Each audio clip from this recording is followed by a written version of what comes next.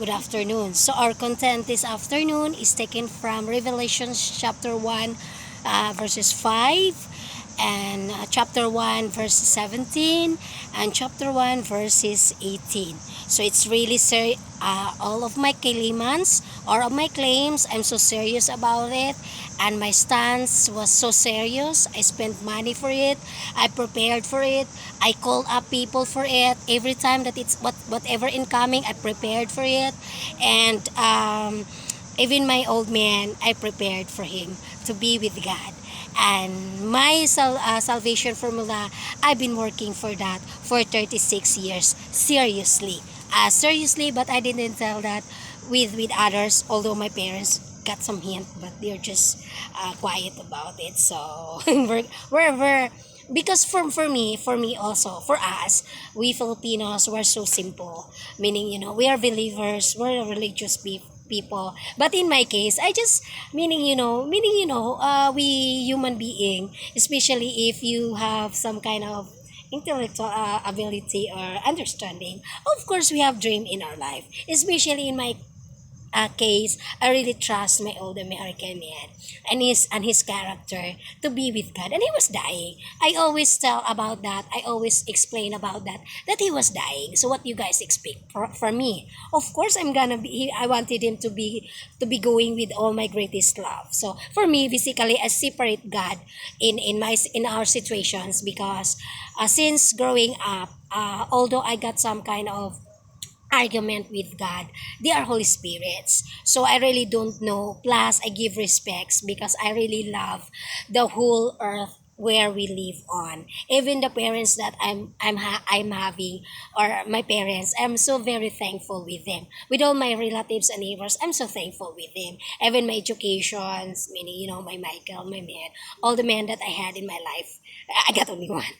I got only one. So one or two, meaning I got only one man in my life. So I really love him so much. That's why meaning I poured all of my knowledge and wisdoms into him in order for him to be saved. And now that he has saved, he even reincarnated back.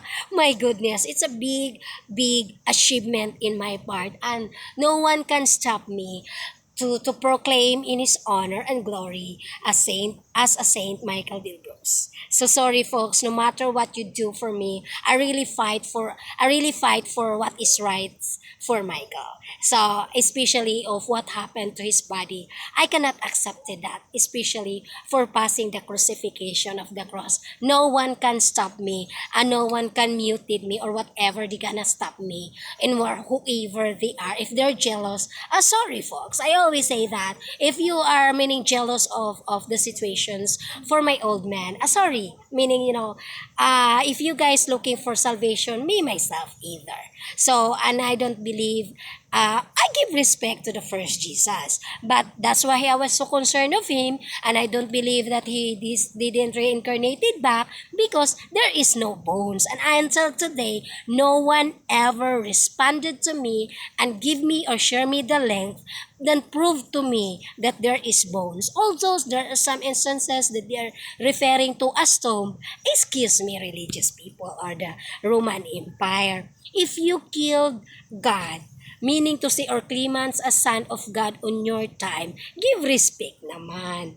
So although if you think about it, if you say, meaning, you have a biggest mistakes, Luchi, because, instead of trusting God of whatever your life is, you take responsibility and obligations on your sins. And that's what Michael, meaning happened to Michael. So basically guys, I got some blame for myself as well, but I blame it back to God because what kind of person or human beings they wanted in this world, just be like, I cannot even label us all to be mentally deranged, or meaning because it's a proof and a symbolisms that if we don't stand up of our responsibilities and take what blames to ourselves, whatever mistakes or sins that we had as a human being, we human being,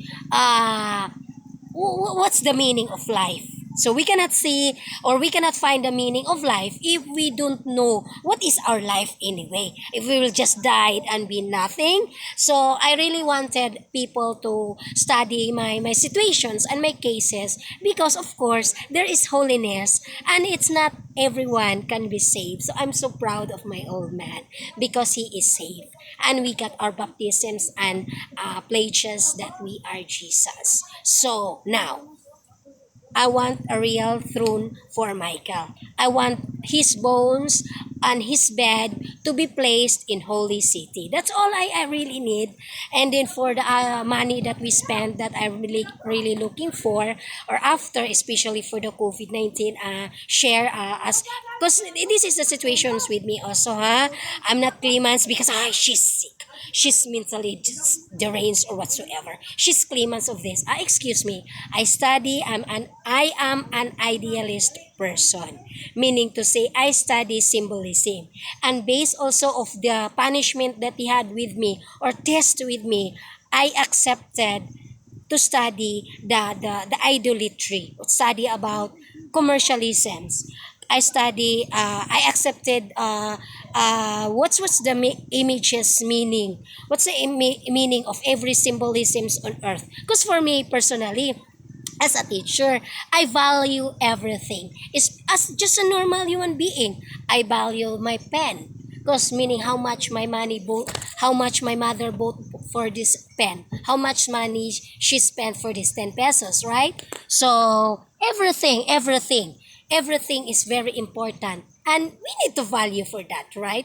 We need to give importance with that. I give respect to God, but as far as I discovered, they are Holy Spirits and they have another kingdom. So when we die, they are the one who, there is no dead spirit who will be waiting for us when we die. Based on my experience, there is soul and there is spirit. Now, my content is all about who was Jesus Christ anyway. Who was John? Who was Jesus Christ as based on the Holy Bible?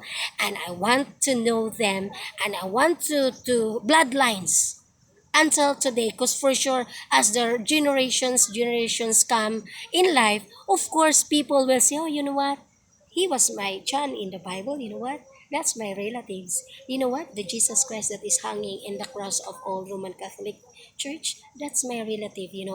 Of course, meaning, we value our bloodlines, especially if they make a trademark or a historical facts in the history of time. Plus they have books, they have genealogy. So so basically now Lami, I've been to mag-live ka na nga, Oh. bulak. Gani, yeah. Kasi mo Yeah, atuan. that's why it's nice. So I really wanted, and I know the key. So am I the new holder for the key for Hades and death? Yes, I confirm and I concluded with that. I even went to the afterlife. I went to different types of heaven. That's why I get mad because I was fooled. To be honest with you folks, the bottom line of my content is that I'm the first and I want to be the last woman who was fooled, and I don't like any human being to get fooled for the faith and the word of salvation, and it turned out nothing. So I want to study also the rest of the claimants on earth, meaning, I am so thankful with YouTube. They're so very updated, so there are so many claimants of Jesus Christ, so I'm studying their background. So sorry folks, once you didn't been through a crucifixion of the cross, sorry, you're not legit. Okay, so we have to stick with the basic of crucifixion, passing any standard of crucifixion of the cross.